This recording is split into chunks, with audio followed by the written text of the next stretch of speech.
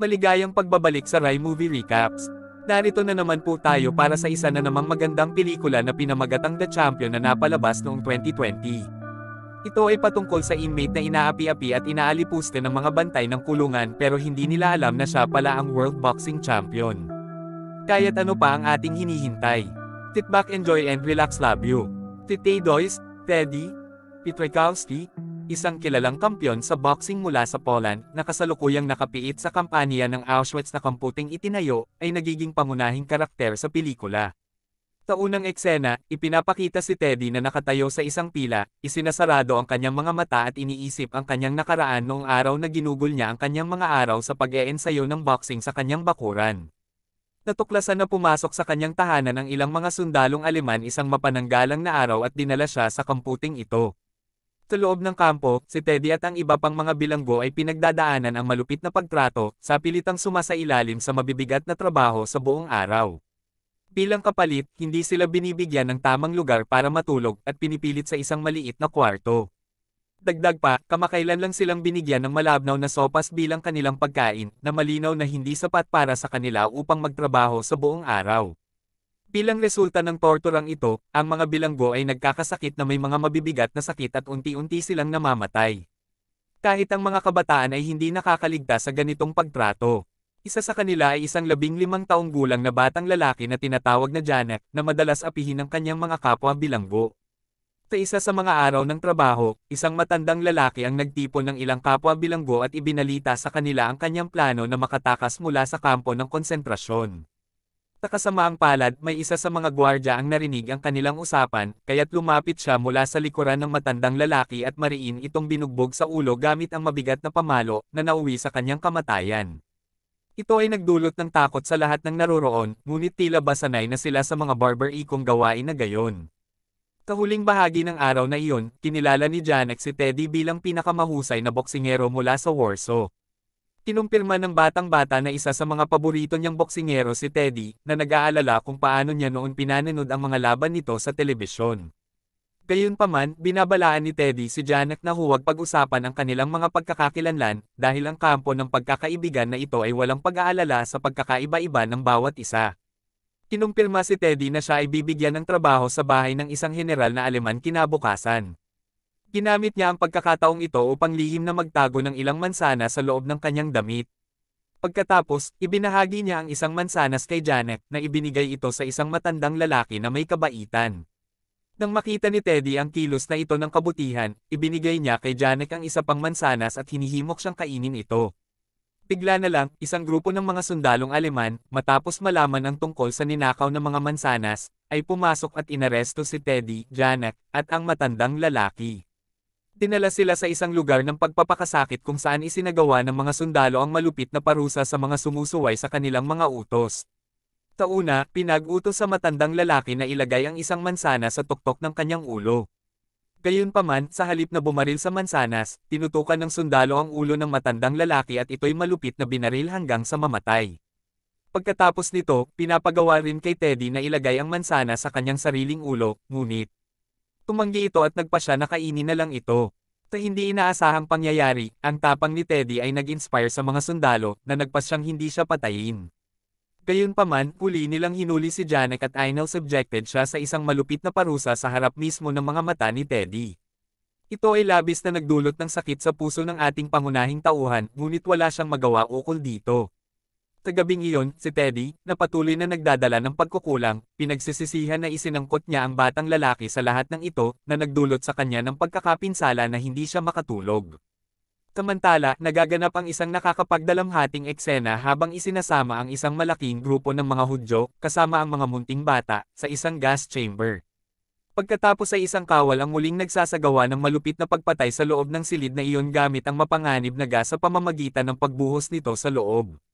Mas lumalala ang kalagayan ng mga bilanggo habang ang mga araw ay naglilipas dahil kailangan silang magsimula sa kanilang mahirap na trabaho bago sumiklab ang araw, at mas kaunti na ang pagkain na kanilang natatanggap kaysa dati. Isang araw, isang sundalo ang nagtapon ng piraso ng pagkain sa lupa, na nagudyok ng desperadong pakikipaglaban sa mga nagugutom na bilanggo upang kunin ito. Mukhang natuwa ang sundalo sa eksenyang ito, kaya't nag-imbento siya ng bagong plano. Inutos niya na magkontestahan ang dalawang bilanggo sa pamamagitan ng palo-palo na pangako na ang mananalo ay makakatanggap ng karagdagang piraso ng pagkain. Pagkatapos ng unang round, nadamay si Teddy sa kompetisyon.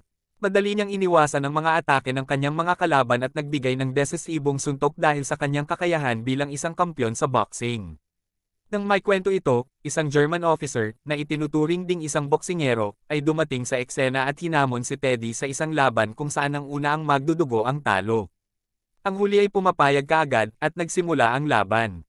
Si Teddy ay madalas atakehin ng pulis mula sa simula, ngunit ang ating bayani ay maabilidad na umiwas sa bawat suntok.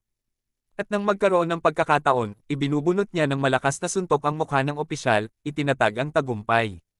Napamamangha sa teknikang ipinakita ni Teddy at sa kanyang tapang ang Germanong opisyal, at iginagalang ang kanyang kasanayan sa pamamagitan ng pagbibigay sa kanya ng malaking piraso ng tinapay.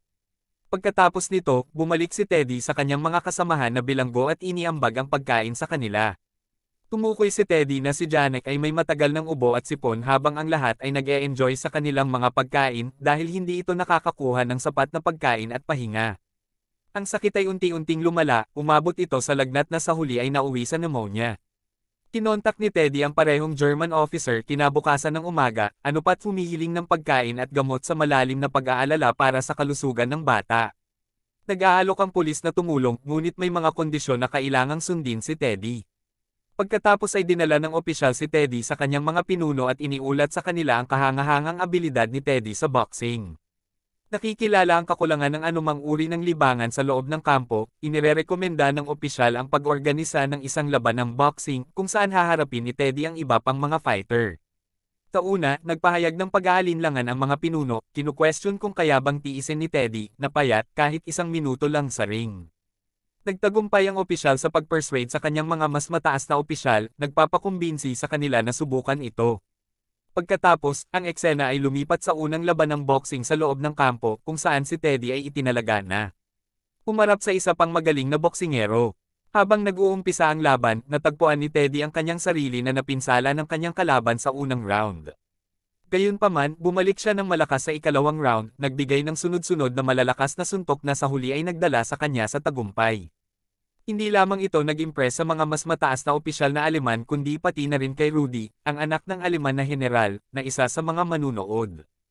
Bilang gantimpala, binigyan si Teddy ng karagdagang pagkain at tubig.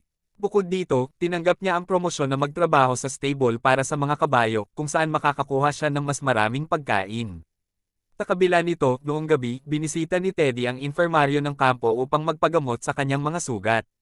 Pagkatapos ng kanyang paggamot, pumunta siya sa nurse at humiling ng gamot para sa pneumonia. Kaiba sa mga gwardya ng kampo, mukhang mabait ang nurse, kaya't ibinigay niya kay Teddy ang iba't ibang uri ng gamot.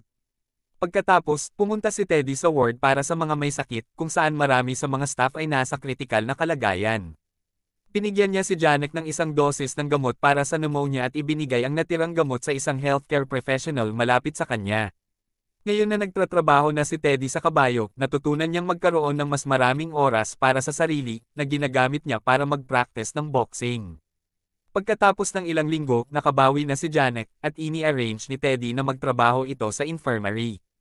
Dito, nakilala ng batang lalaki ang isang magandang babae na may pangalang Helsia, at agad silang naging magkaibigan. Sa paglipas ng panahon, naging maayos na ang kalagayan ni Teddy dahil sa mas magandang nutrisyon at pahinga. Umilos din ang kalagayan ni Janet, ngunit ang iba pang mga bilanggo ay patuloy na nagdurusa sa parehong paraan. Sila ay inaapi at inaalipuste na parang mga hayop, at ang mga Hudyo ay malupit na pinagpapatay araw-araw. Bukod dito, ang kakulangan sa tamang gamot at pangangalaga sa mga may sakit sa ward ay nagdudulot ng maraming pagkamatay. Ginagawa ni Teddy ang lahat ng kanyang magagawa upang tulungan ang kanyang mga kasamahan na pasyente. Siya ay nananalo sa bawat laban na kanyang sinalihan, at ibinibigay niya ang ilang pagkain na kanyang natatanggap bilang kabayaran sa kanyang mga kasamang bilanggo. Dagdag pa, upang magdulot ng kaunting ginhawa sa mga naghihirap na bilanggo, lihim niyang inililipat ang mga mahahalagang gamot mula sa ospital patungo sa ospital ng mga may sakit. Isang araw, dala ng mga tropang Aleman, isinama ang isang malalakas na kalaban mula sa ibang bilangguan upang hamanin si Teddy, umaasa na makakakita sila ng bagong kampyon. Ngunit napatunayan ni Teddy ang kanyang kahusayan at bilis sa boxing laban sa malalaking kalaban, na nagdulot sa kanya ng tagumpay sa huli. Bilang resulta, tila pinagpala si Teddy ng mas malaking bahagi ng pagkain na walang pag-aatubiling ibinabahagi niya sa kanyang mga kasamahan sa bilangguan gaya ng dati. Si Rudy ay nagkasakit sa sumunod na eksena at na-diagnose siya ng doktor na may typhoid. Sa kasamaang palad, namatay ang batang lalaki dahil sa sakit na nag-iwan ng malalim na kalungkutan sa general. Kinabukasan, namamataan ni Teddy ang mga bangkay na inilalabas palabas ng gate ng kampo. Siya ay nagulat nang malaman niyang ang mga kalaban ni Teddy sa laban ng boxing ay kinakatawan ng mga patay na katawan. Nahaharap sa sobrang pagkukulang sa sarili, nagdesisyon siyang huwag nang sumali pa sa anumang laban. Ngunit nang malaman ito ni Janek, hinihikayat niya si Teddy na magpatuloy, sinasabi na siya ang tanging pag-asa ng mga bilanggo.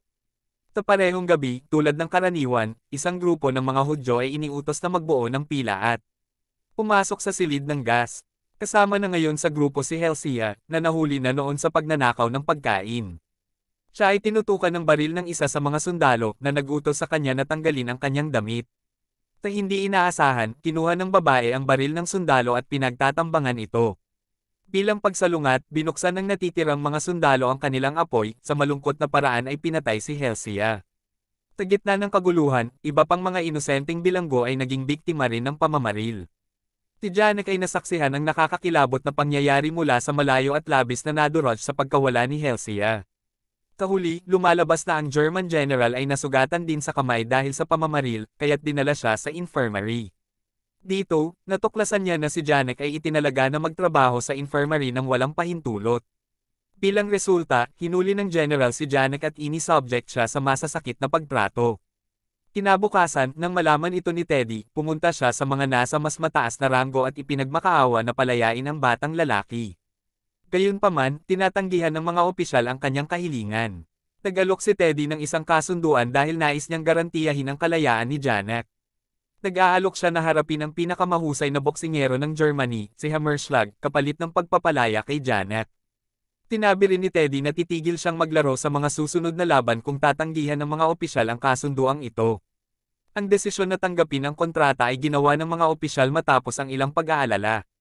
Gayunpaman, mayroon silang isang diskarte sa isip upang pigilan si Teddy na manalo sa laban.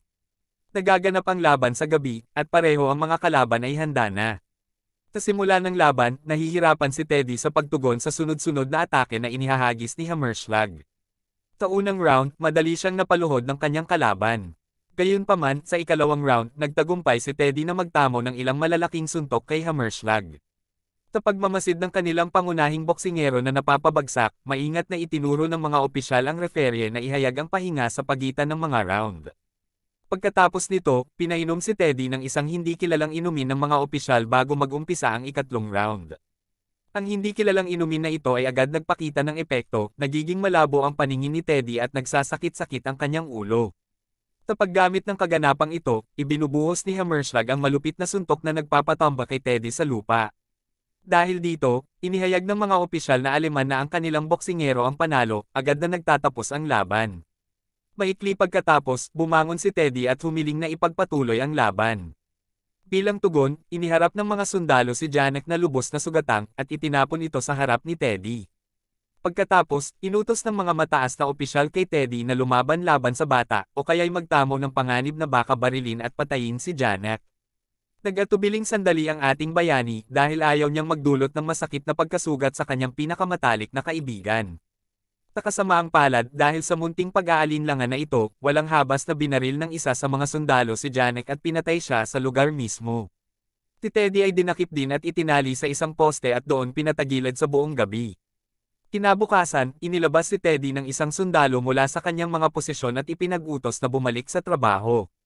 Ngunit sa halip, tinahak niya ang daan patungo sa lugar kung saan sinusunog ang mga bangkay ng mga yumao. Sa mabigat na loob, hinanap ni Teddy ang mga labi ni Janek ngunit natagpuan lamang niya ang isang laruan na pag-aari nito. Hawak-hawak ito ni Teddy, nagluksa siya sa ilang sandali, ngunit pagkatapos ay nagtitipon. Siya ng lakas loob at nagpanampa na tatalunan si Hammerschlag. Dala ng bagong determinasyon, pumasok si Teddy sa boxing ring kung saan si Hammerschlag ay naglalaban-laban sa ibang mga bilanggo. Takagulat-gulat ng lahat, hinamon ni Teddy ang malaking lalaki sa isang laban, at kaagad itong tinanggap. Tampok na isa sa mga bisita sa manunood ay ang warden mula sa ibang piitan na nakakilala kay Teddy mula sa kanilang pagkikita sa Warsaw. May tiwala sa kakayahan ni Teddy ang Warden kaya't nagtaya siya para kay Teddy. Nagumpisa ang laban, at sa simula, sinasadyang tiniis ni Teddy ang sunod-sunod na mga suntok mula sa kanyang kalaban nang hindi nagre-retaliate. Nagdudugo na ang kanyang mukha, ngunit patuloy pa rin siyang ngumiti. Ngunit nang magkaroon siya ng perpektong pagkakataon, sinugod ni Teddy ang kanyang kalaban at binigyan ito ng ilang malalakas na suntok na nagpabagsak sa pinakamahusay na boksingero mula sa Alemanya, at sa gayon ay nakuha ang tagumpay. Nagulantang sa kasiyahan ang mga bilanggo sa audience, at itinanghal si Teddy bilang kampyon ng kampo ng Auschwitz. Na-impress sa kanyang galing, lumapit ang warden ng ibang bilangguan sa general at humiling na ilipat si Teddy sa kanilang pasilidad. Bilang resulta, kinabukasan ay inilabas si Teddy mula sa kampo ng Auschwitz at inilipat sa ibang bilangguan. Sa isang eksena pagkatapos ng kredito, ipinakita na nagpatuloy si Teddy sa pakikipaglaban sa iba pang mga concentration camp. Mga taon nang lumipas, at sa wakas ay nailaya siya ng mga puwersang Allied. Pagkatapos bumalik sa kanyang pinagmulan, nagsimula si Teddy na magturo ng sport ng boxing sa mga batang kabataan. At dito na nga nagtatapos ang pelikula natin para sa araw na ito. Maraming salamat sa panunood.